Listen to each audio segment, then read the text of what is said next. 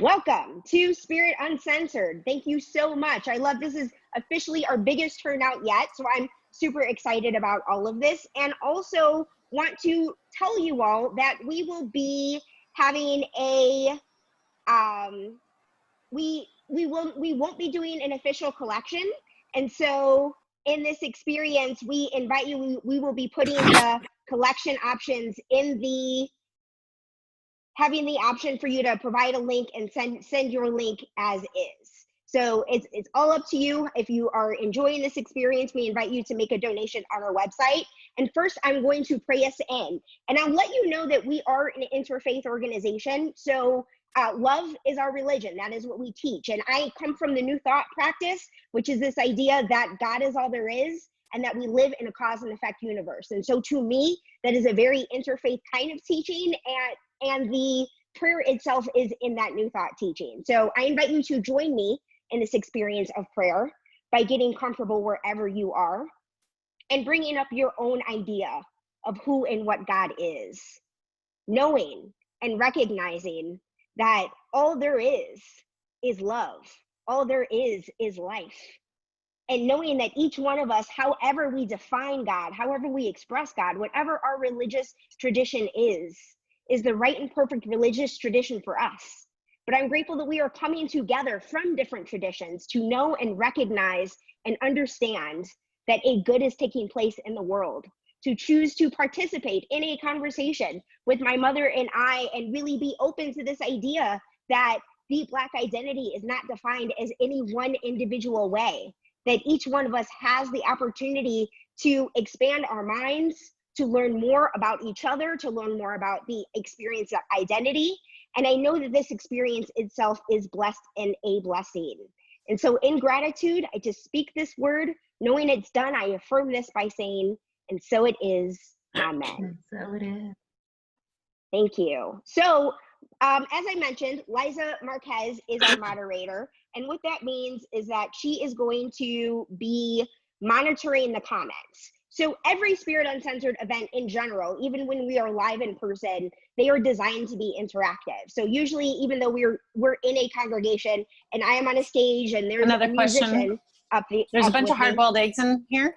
I will mute Krista, and know that each event is intended to be interactive. And so what that means is that some people may jump on. I will ask you to mute yourselves or unmute yourself if you have a question, but this is a conversation. So the intention is for you to jump in. But I understand, because there's so many people here, and that you may not be comfortable asking questions on camera, that each one of you has this opportunity to be asking questions, engaging with each other in the chat. And Liza is going to be monitoring that, paying attention, and helping ensure that your comments, whatever it is that you said, are heard and brought into the room. And so that's the intention behind it. And the discussion, my intention is that we're dividing this into 3 parts.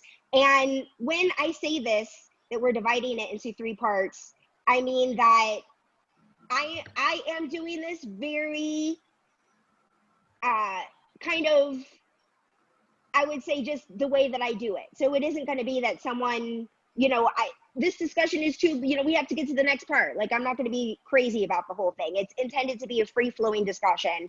But in the 3 parts, my intention is that the first part is where we've been.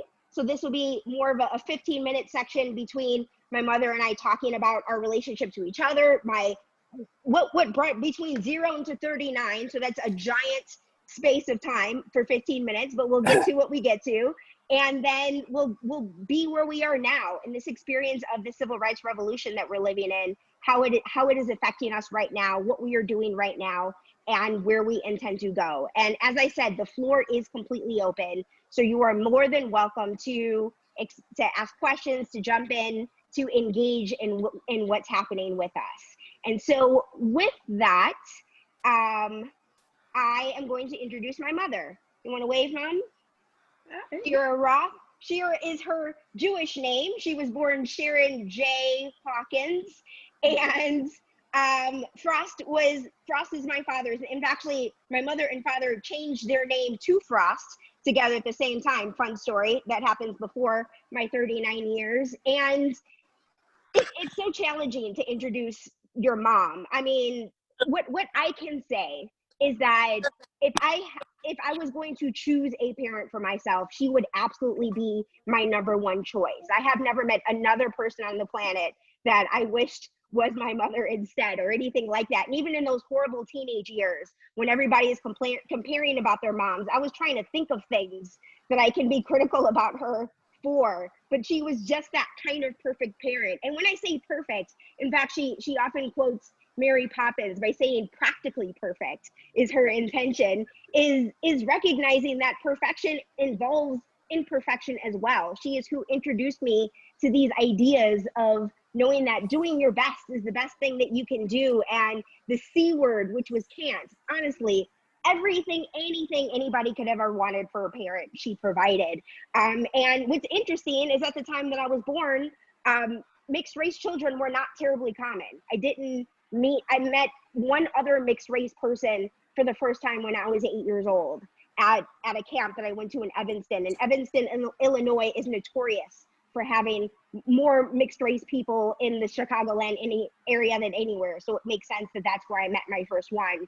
But what I'm saying is, obviously, she had no guidebook for how to raise a mixed race child. And so knowing that, you made it, there was no book, right? And Mom, you're a book reader. Book woman is what her license plate says. So if there was a book on how to raise a mixed race child, you would have read it, wouldn't you? I would have. Maybe we should write it. We Learning from probably their should. mistakes, learning by doing. I We should agree. We write it. probably should, because I don't think it exists yet. No, no, I absolutely. agree. So So where we yes, were. So here you were. Well, I was talking to my sisters, Kathy and Cynthia, and we were saying, what's with this mixed race thing all of a sudden? Have you ever heard anything? Has she ever do you mean said like the anything? term mixed race? No, no, no. About your awareness issues, shall we say, with being mixed race. We all thought you were just rolling with it and that's who you were and everything was fine. So we're all saying, wow, what's happening here? What do you remember? And we don't remember anything. I do remember the mean middle school girls. I remember that. But and I also remember when you were like 4 or 5 and your dad was picking you up from school and you said, oh, that's my dad. And the child said, that can't be your dad. That man is white. But I don't remember anything else. I don't So even I don't even remember that happening. So I see exactly why there is this question of what challenges that I faced as a mixed race person growing up. Because the reason you don't know of any, the reason that you can't think of any, is because there really wasn't anything specific about being mixed race that was challenging. It was really more the absence of representation. And as we all know, there are mixed race people all over television. In fact, the vast majority of Black actresses in Hollywood are mixed race, regardless of the fact that they very rarely play a mixed race character. Especially now, I feel like you're seeing more of that in 2020. But back then, mixed race wasn't a term. Mixed was a word that people used to describe me. And those mean girls that you were talking about were basically, in all honesty, the people who picked on me when I was growing up were Black girls. And there were so few of them in the school that I went to. It was really just me, my friend Valisa, who might be joining today, and we were the only Black girls in my class. And when I graduated from high school, I had a class of 852, and it was me and one Black guy in that graduating class. And so being one of the only Black kids in the class was already something that was what it was. But then when there'd be a Black person in the class every once in a while, they often picked on me for being mixed race. They would often say something like, oh, you're mixed, and never speak to me again, or beat me up. And so you remember this. So it was, I definitely, I had that kind of challenge. But so you didn't have a thought. It wasn't I'm having a mixed race child, what can I do to ensure that she, and I don't blame you for it. Oh, good. I'm glad you're I don't. forgiving. I don't. I know that your father spent a lot of time thinking about this. Mm. I'm trying to remember, there was a song, the ink is black, the paper's right, together we learn to read and write. And then the line was, the child is black, the child is white. And he says, he worried about it a lot. He wrung his hands about it a lot. And what are we going to do? And is it going to be okay? And is he or she going to be okay? And how are we going to do this? But this was all pregnancy time and all the anxiety with being pregnant and having a child, and that was it. That makes perfect sense to me. You were busy having a baby that you weren't thinking about that extra piece of what does this Yeah. mean. So can you talk a little bit about, I mean, you were in an interracial relationship at that time and it affected you being in an interracial relationship. So what sorts of things were you facing and dealing with, and how did you deal with them at the time? Well, the time was prime for this. It was the age of Aquarius. That's what we were doing. Everyone was beautiful and mellow, man, and everyone was, except, well, everyone, my generation, the boomers, were, this is where we were accepting of this, and everyone thought it was cool and beautiful, and everyone at Northeastern thought we were so cute. Oh, look at them, they're so cute, aren't they wonderful? So it was, we had lots of support. This was easy to do. That makes perfect sense. I hear Well, you. it was easy to do as long as we were in school, as long as we were with our friends. But when we went out into the world, it was quite challenging. One of our hugest obstacles was finding a place to live. People, we had a hard time, before we bought a house, we had a hard time finding an apartment, finding, Chicago is, your friends, I don't know, you're from Chicago, is, was, and still is a pretty segregated community. People literally have to break into a community. When you were growing up, and when I was growing up, it just didn't happen. One person would move. Michelle Obama talks about this in Becoming, how her community was somewhat integrated when she was a child, and her kindergarten pictures show black children and white children, and by the time she got to 8th grade, they were all black. I'm a little bit older than Michelle Obama, but that's what would happen in Chicago. A black family would move in and all the white families would leave. So all the landlords wanted to prevent this from happening. Their neighbors would be upset with them if they would let us move into their building. So that was a huge challenge. So speaking of growing up in Chicago, Yes.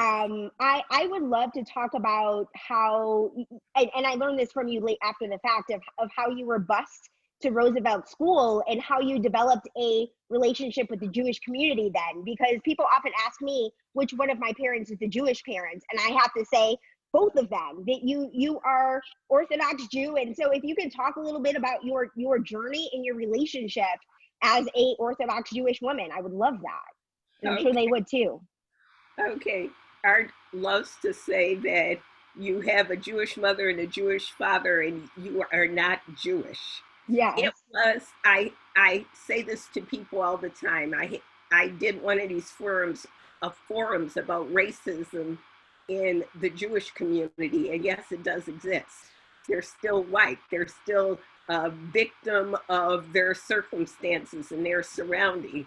When I went to Roosevelt High School, we this was one of the things that made me think that the civil rights movement was actually making some progress. Everyone knows that predominantly black schools and predominantly white schools are not equal.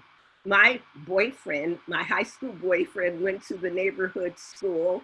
I got up and was 5:30 taking a bus and 2 L's to get to Roosevelt High School.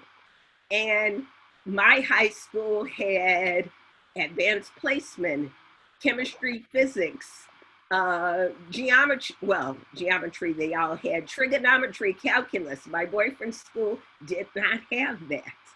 So it was a school that was more academically challenged. When I got there, they immediately put me at the remedial level. At that time, there was basic. It was called Basic, Regular, Honors, and AP.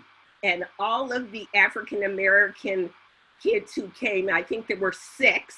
One was my friend Cynthia Knight, and another one girl from the neighborhood I lived in, Stephanie Jones, made up half of the Black freshmen who were coming to Roosevelt High School, and we were all put in the basic, the remedial class. But my parents weren't standing for that. That wasn't going to happen. They took care of it. They convinced them to give me a trial, and then it was okay. One of my experiences there, which lets me know this is what I was meant to be, I immediately was attracted to, and they were attracted to me, the Jewish students. Roosevelt was a predominantly Jewish school at that time. Albany Park was a Jewish neighborhood. It isn't anymore. And but there were other kids. There were Catholic kids and Protestant kids. For whatever reason, this group of people drew me in. I've had 2 Jewish husbands, and this is my path. This was, you know, when you get there and you feel like you are at home, you know. So I was at home. It's where I was meant to be. Did we get off track? No, it's all good. And it honestly, that's how I feel about LA. I love that idea of the Jewish community is where you felt at home. And so when a couple of things came up for me, first was the fact that you went to a predominantly white school. Knowing that I was in predominantly white schools, where you and I never had a conversation. There was never you're one of the few Black kids here. How does this make you feel? What kinds of challenges are you dealing with? We did not talk about my experience of Blackness in that context. And so it wasn't even just the mixed race part. We didn't really even have conversations about my Black identity. What do you think that was about? I don't know. I know. You don't have to know. It may just be you were a mother, you were making lunches, you were being amazing at what you were doing, and the thought never came to you. So if I ask you a hard question and you don't know the answer, no shade, you don't know the answer, all good. All good.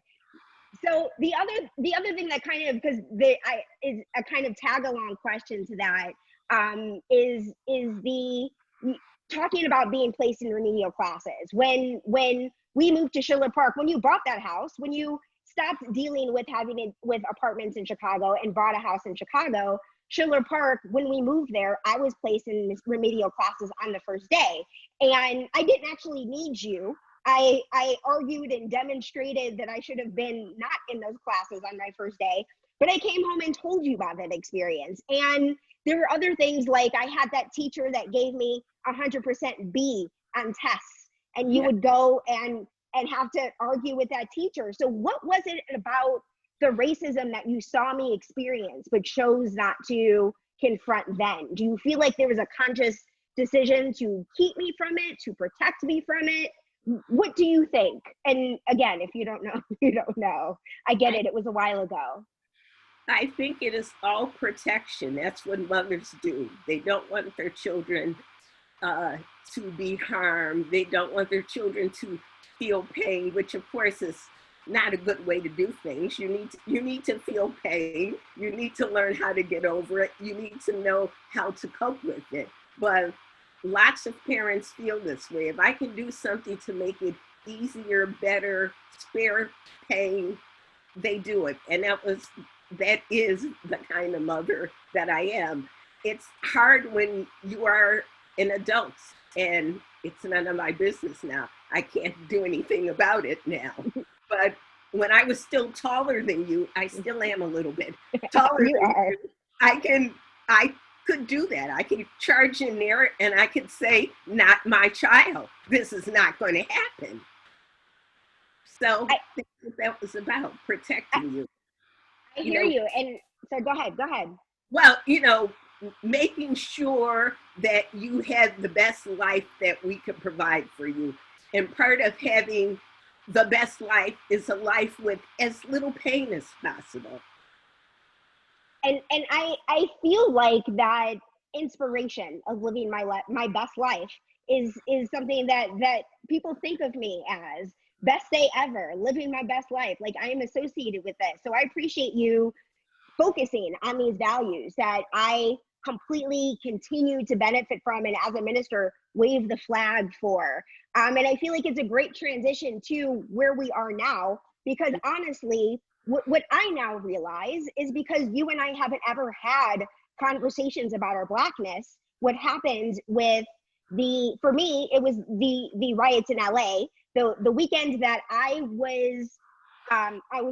still working at Juvie as a TV creative executive, and I've been kind of clear that I want to be a TV writer, but I've had a lot of fear around it, around what is involved in the experience of trying to break in and trying to get that second job. And so it just felt like TV writing was not a lifestyle I wanted to live. But it's just become very clear to me, after having read other people's scripts for years, that this is something that I can do. And because I'm associated with Viola Davis now, like, she's up, like, literally an A-lister that I am in with the Hollywood crowd. And so I realized this was a possibility for myself. And I was applying for a diversity program at the time, diversity writing fellowship, at the time that these riots were happening in LA. And it really opened up our conversation. I was calling you, and it really, what I said is it felt like I had never fully paid attention to my Black identity before. And we're seeing from this conversation, the reason I didn't pay attention to it is I didn't grow up in Black spaces. We weren't talking about it. So I'm not blaming anyone for realizing this about myself. But what I am realizing is that now is time for me to pay attention, especially because as a minister, people are bringing me in to talk about diversity more than ever. The Centers for Spiritual Living does not have a lot of Black ministers in it. And I am often a go-to to have a conversation about diversity. And I realize that now is the time for me to explore my Black identity and read books that I haven't read, and really recognize that it's time for a shift. And so I'm wondering if you want to talk a little bit about what this is. Oh wait, Liza wants Karen, I do have, I'm sorry, yes. I just want to jump in real quick. And Yes. I know we're going into a different topic, but Susan Miller did have a question that I thought was pretty interesting, and I thought you might want to address. Sure. She had asked if you had been raised Jewish, and how was your experience being in a synagogue? And she'd also asked, how was your experience with your Jewish peers in Orthodox souls? So to give all of the parents credit in this situation, that we didn't talk about my Black identity, but we didn't talk about my Jewish identity either. It wasn't a secret. What my upbringing consisted of was a open vessel, which is why I say it was the best thing that could have ever happened at that time in that way. In retrospect, I think it would have been that I might feel more connected to my Black and my Jewish identity if we'd had more conversations about it. But I was raised with with both faiths, with both religions, and I just got to ask as many questions as I wanted. So no one told me this is what God is, this is what, I got to ask questions about God and faith throughout my entire upbringing. And both of my parents always answered these questions completely honestly. So when I asked my mother about her experience with Christianity, she told me about a church hurt that she'd had and how her family church made her feel unwelcome. And she still continues every time we have a funeral in this church. She is not comfortable there. And my father talked about how the Jewish faith didn't resonate with him. And so both of them really said, neither one of these faiths worked for us. And when I was 8 years old and I used to go to this church on the corner, my mother would write me an offering check, and they would come to my plays if I'm starring in something. They would show up. But other than that, nobody said, what are you learning here? Do you like it? What do you think of Jesus? It was just up to me to bring whatever questions I wanted to the table and discuss whatever I wanted to discuss. So that's honestly it's what brought me to the Centers for Spiritual Living. I wanted to be a part of a faith that embraced all faiths, that regardless of where you come from, everyone is welcome here. And this was the first place that I found that allowed for that. I To be remember clear, when you Karen, used to sorry. wear a Star of David and a car cross around your neck. Remember? Yes, when in high school. Yes. I just want to be clear.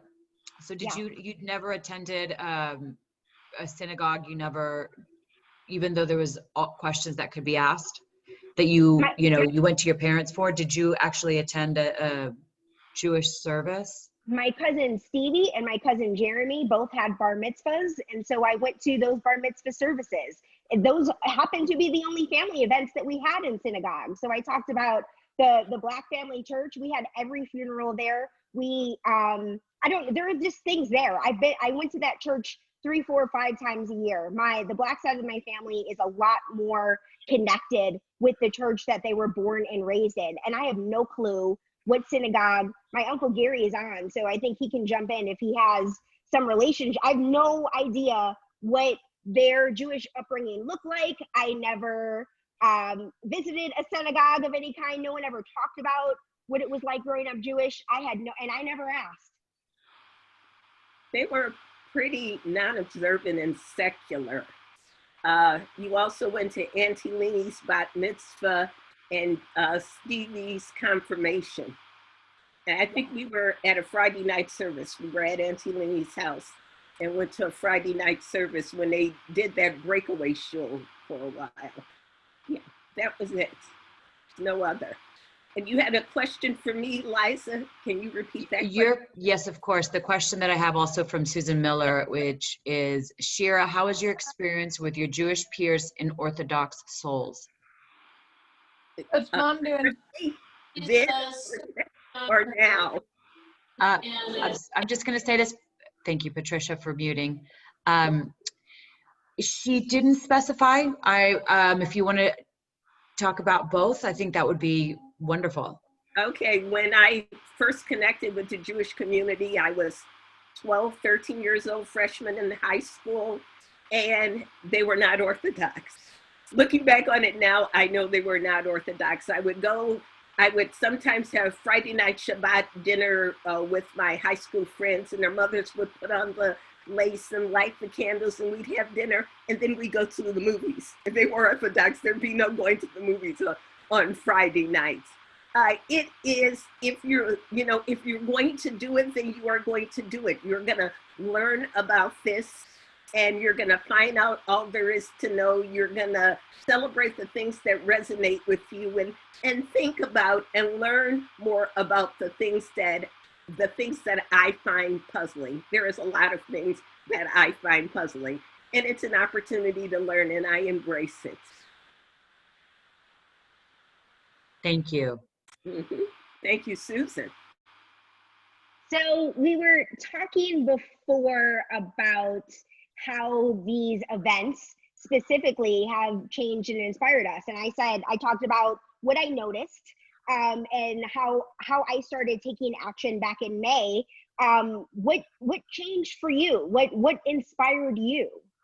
Okay, we talked about how the race riots when I was significantly younger than you, young teenager, maybe a tween, 10, 11, 12, when Martin Luther King died, and the rioting was in the African-American communities, and it destroyed the African-American communities.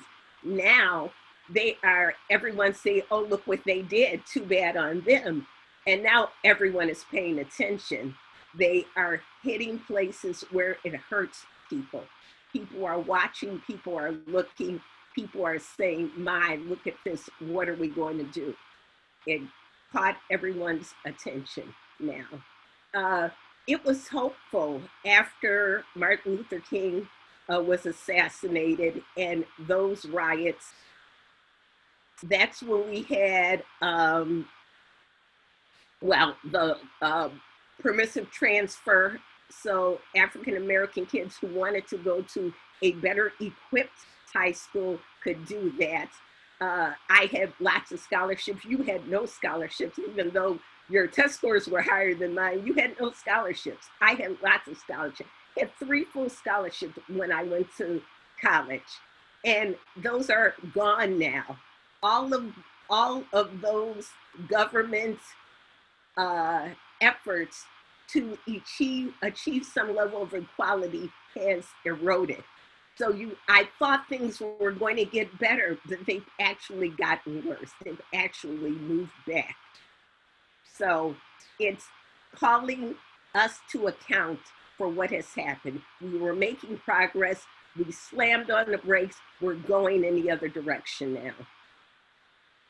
So a lot of people in the last few months, specifically even family members, have been saying that systemic racism 55 years ago. What would you say to that? As somebody who was around 55 years ago and knows what it was like to be Black 55 years ago versus today, do you feel like, as you're saying, that you feel like we're going backwards? I think that's really alarming because you have had this experience. So I wondered, do you feel like it's maybe a nihilistic point of view? What are your thoughts of having lived in both of these eras and experienced? I mean, you even talked about when you went to high school, you weren't allowed to wear pants. So obviously there's some level of freedom in 2020 that we experience as Black women that you did not have growing up. Exactly. Well, I was thinking of the, I'm losing words. I lose words all the time. It makes me so mad. There were government efforts to create equality. And with the Reagan era and the idea, well, in this country, there used to be all this manufacturing in this country, and they've all moved to other places where they don't have to pay workers well, and the work environment does not have to be safe, and then they get bigger profits. And that's what's happening. They're saying, no, we don't want to help people who are disadvantaged, people who are at the poverty level. It's their fault. They need to pull themselves up by their own bootstraps. And all of that support is gone, or a lot of that support is gone now. And we need to reclaim it. So I still want to get back to the freedom piece of it, because in regards of your way of life, the way of life that you are currently living, do you feel like a lot of those advancements is basically, it sounds like what you're saying is that there were programs that allowed you to experience life from this lens as of now, but you feel like if you were born 10, 15 years ago, that it would be a lot more challenging for you? I think it would be. I think that if you were not born to me, someone who benefited from that, you wouldn't be in Los Angeles now. You wouldn't be doing what you're doing now. It's true. I mean, you were able to pay for college as a result of being a professional who's a college graduate yourself. And so I can see how today, someone who does not have money to pay for tuition, somebody that didn't go to college may not have money for tuition because we live in a credential-based society. Is that what you're thinking? Well, that's part of my thinking, yes. You said if I were born 15 years ago, it would be totally different. So what do you think needs to be done now? And what do you think we can do, the people who are watching this right now, could do?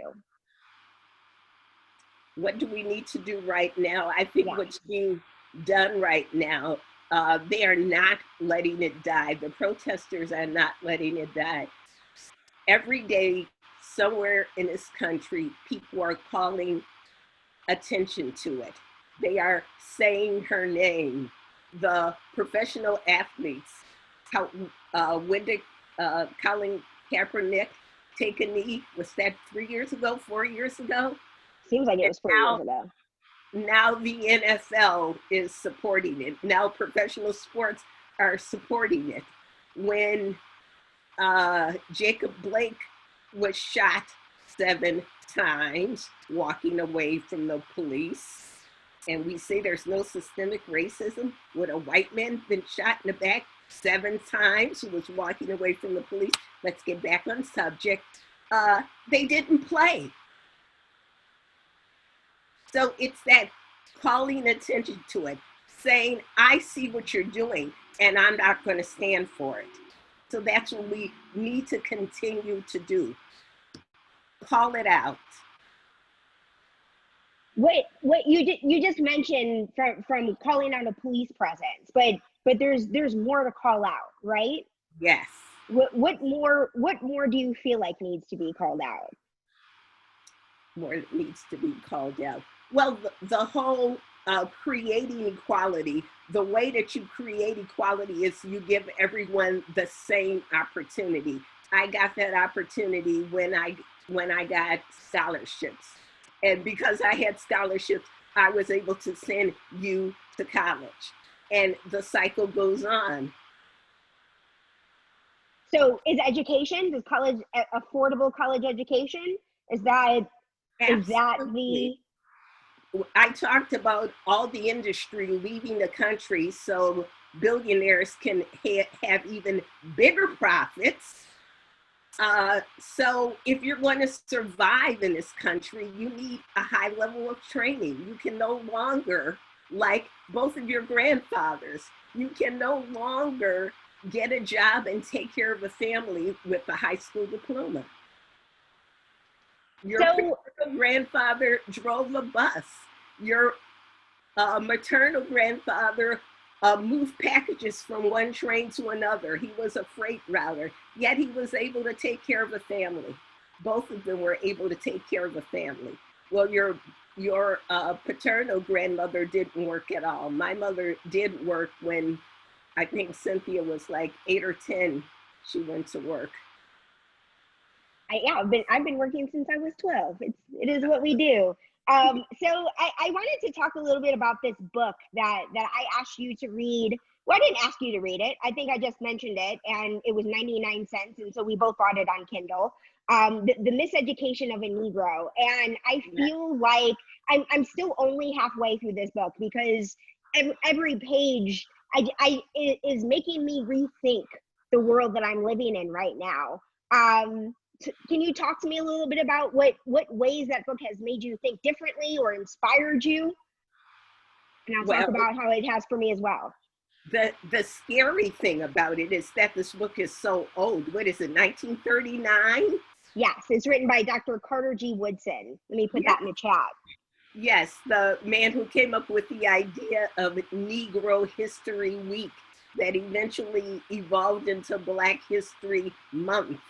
But still it is a month, and the things that he called out still exist. How we are getting, well, the victors always get to tell history. They always get to tell what happened. And you don't get any other points of views. And he pointed out how even, I'm trying to think of later in the book, well, at Howard University where he worked, Black history was not accurate. We are giving people the watered down white perspective of Black history. I read a book that truly disturbed me called Listen Liberal. And now we're talking about books now. We're going to be in trouble. Listen Liberal. And what bothered me about it is Obama, who I respect tremendously, and how he has this elitist view of you just need to get educated. And that isn't so easy for everyone. Well, speaking of education, I do have a question in here. I have a couple of questions, actually. I'll start with the one that came in that said, would school vouchers be a good idea? I am, well, it's not unfortunate. I was a union teacher, and I still carry that in my heart. Before there were teachers' union, teachers worked all day and didn't get a bathroom break. So I don't much like, and also I now I am in teacher education, and I have had students who have taken jobs in, lost the word, hate this. What's those schools? Parochial, is that the word you're looking for? Not parochial, I can think of that. The schools that take vouchers, charter schools, that's the word, charter schools. and they are horribly abused. The organization takes the money.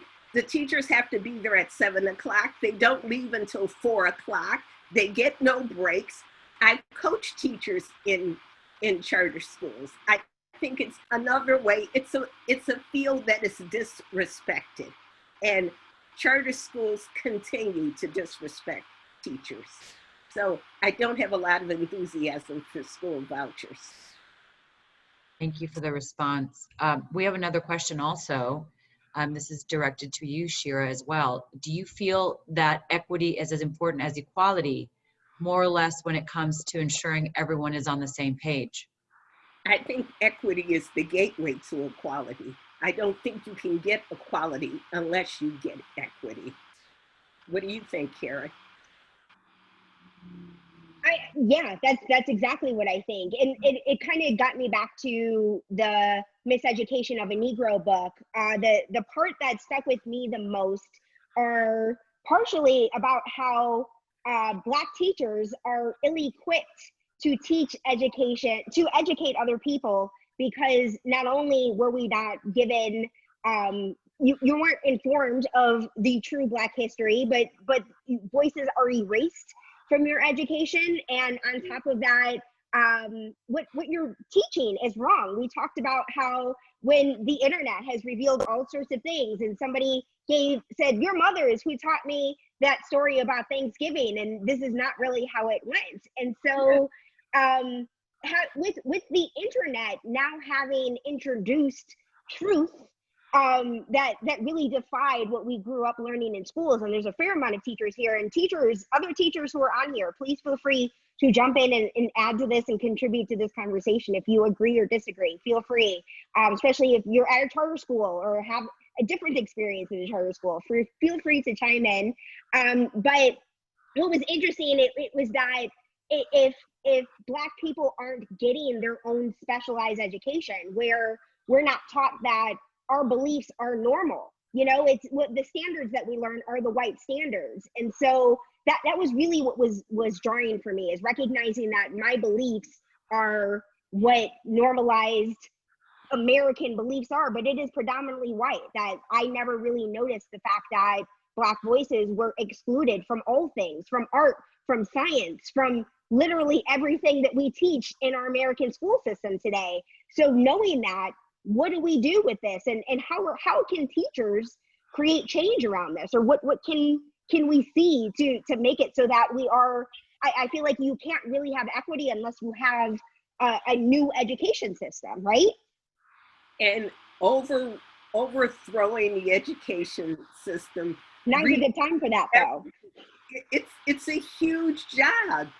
It's a huge job. It's going out and finding that. Zendi's book. Well, even we have Zendi's book now. We have Carter Woodson's book then. Taking a look at that and seeing what's there. There are, like, Texas does its own textbooks, because even the books that we do in Illinois that gives that nice Thanksgiving story about the Indians and the Pilgrims having dinner together, which isn't what happened at all. They go even further to make themselves look good. And it would be a huge effort, but so worth it. It can start with teachers have such power in their classroom. Just because it's in that book doesn't mean, well, you show them what's in the book and you say, however, this is what actually happened. So it kind of gets back to that question of what can each of us do, apart from continuing to speak up, both with what we're experiencing individually or what we're witnessing other people experiencing. How can we shift the systems that we are currently a part of? Well, we just talked about how we don't know our own history. We can learn. Yeah. No, we're not most of us aren't in school anymore, but we can continue to learn. Many of us are lifelong learners. A lot of people on this individual Zoom are people. I mean, Liza just got installed at the Global Truth Center as a minister this morning. Each person are people who take classes. And so do you feel like more of us, well, one, do we feel like these classes even exist, that there is a Black history class that some of us could be or should be taking at this point? Or is it just doing the work of finding the books and reading them one by one?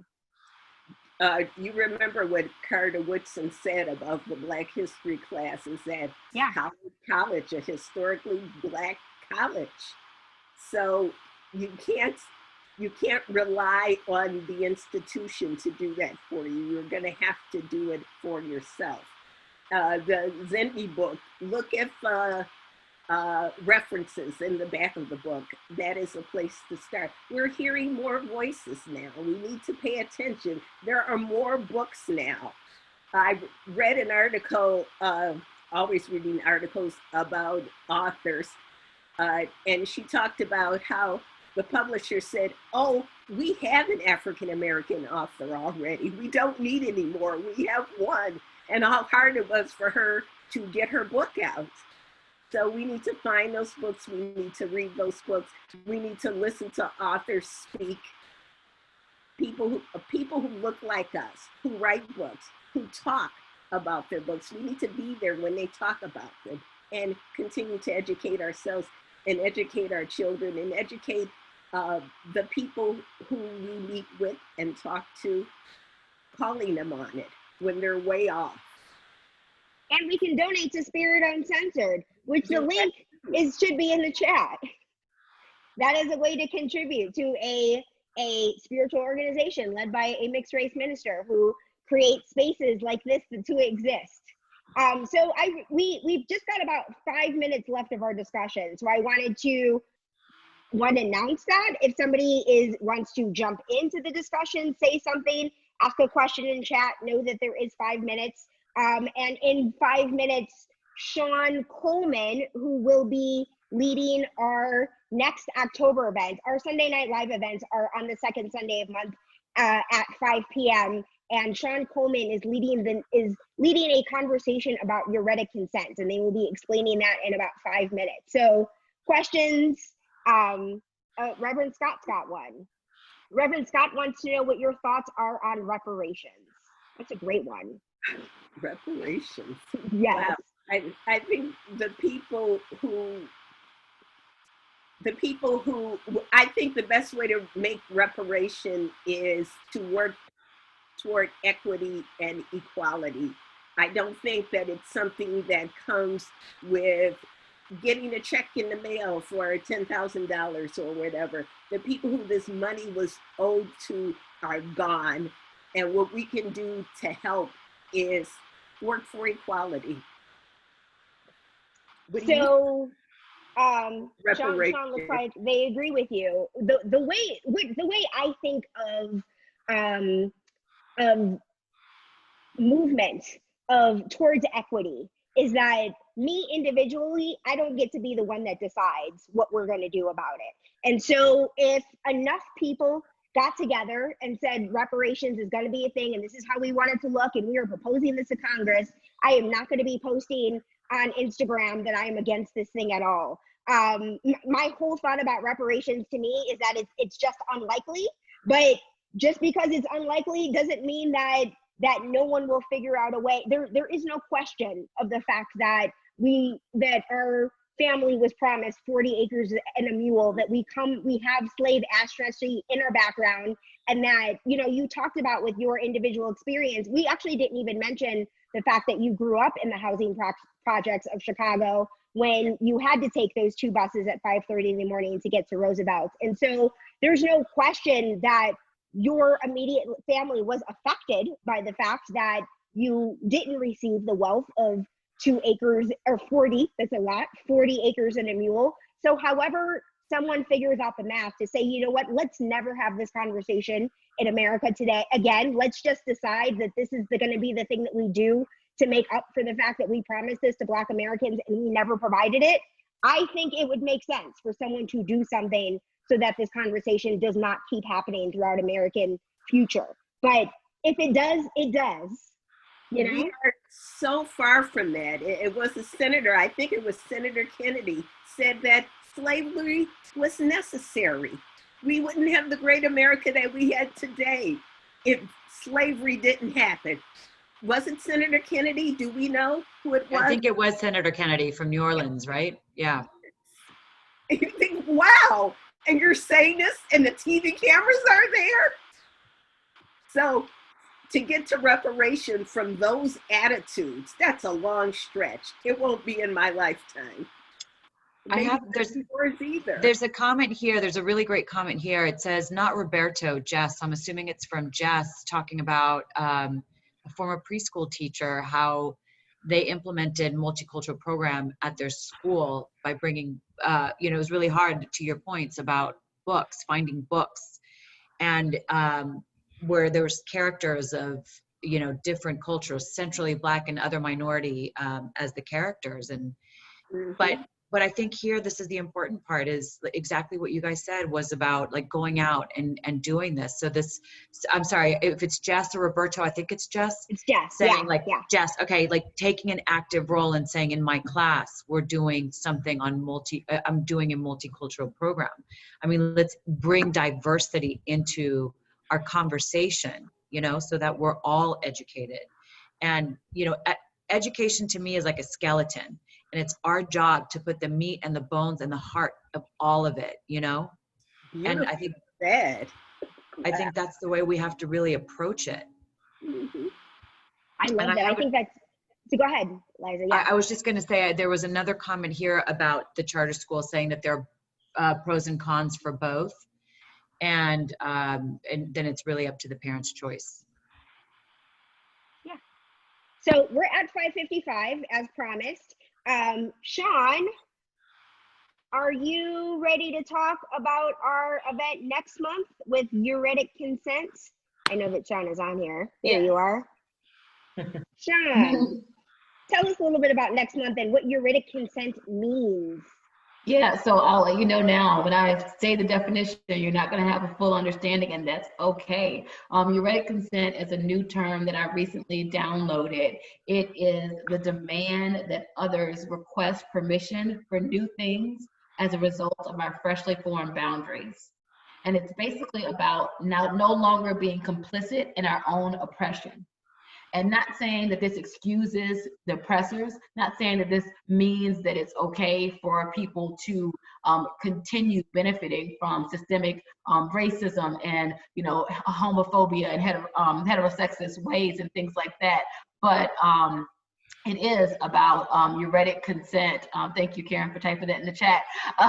It is about making sure that we take ownership of allowing ourselves to step into our power and evaluate the world in a new way as a result of that. And I feel like that's at play when people do things like, demand that statues be taken down or fucking take down their statues in their neighborhoods because it's no longer acceptable to require Black children to walk past those statues of these racist leaders, quote unquote, over and over again every day in their neighborhood. So it's things like that, and we'll really dig into that more. But next month, the objective is for us to talk about this term, Euretic consent, as it relates to Coming Out Day, National Coming Out Day, as it relates to folks who identify as LGBT or queer or gay.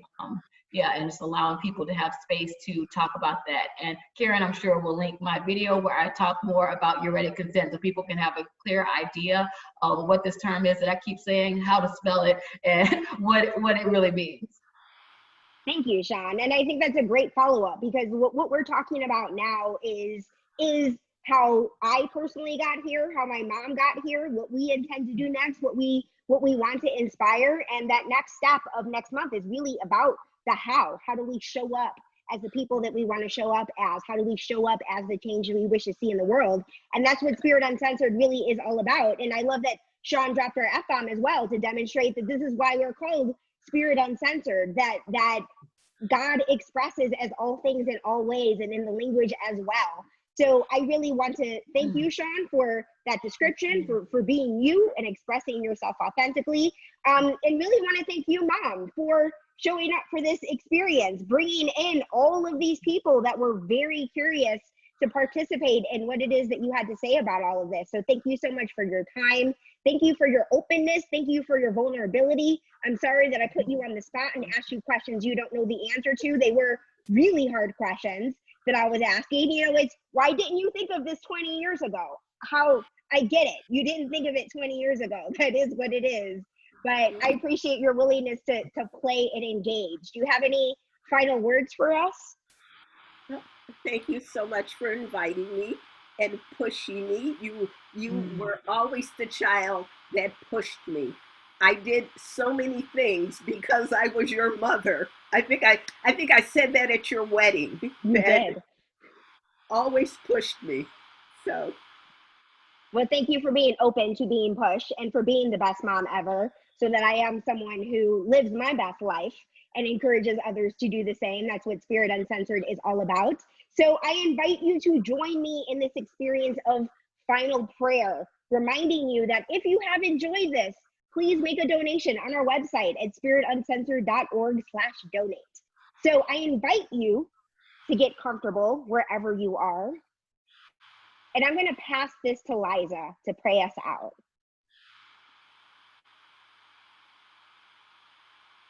So I know right here and right now, as I sit in this chair, knowing that I am always divinely supported, I know that this conversation is a commitment for community. I know that each and every person that is here has come in to show community, support, love in every direction. And I know that as the seed plants, it continues to grow, to move mountains, to move shields, to move ignorance out of the way and open up for a grander, greater place for earth, for everyone to enjoy life as it is, because it is each and every person's birthright to do nothing but enjoy life. So I know right here, right now, the commitment, the dedication, the love that has come through is exactly for that purpose. So I claim it. I'm grateful for it. And I know that this conversation, which is a communal conversation, which is a commitment to each other, continues to grow. And so I say yes to this conversation. I say yes to this love. I say yes to this inspiration. I say yes to this growth. And I am grateful, ever so grateful for each and every person that has shown up. For Karen, for Shira, for Reverend Karen, for Shira who is here, for each and every individual who has shown up. I just sit in the gratitude and the support and the knowing.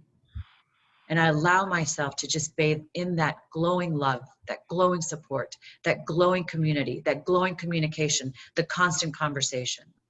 And as I release my word as the law that it is, and it comes right back to me saying yes, I release it with pure gratitude, knowing that it is done right here, right now, in this very pure and perfect moment. And so it is. And so it is. Thank you, Liza. Thank you so much for joining, everyone. I am stopping the recording.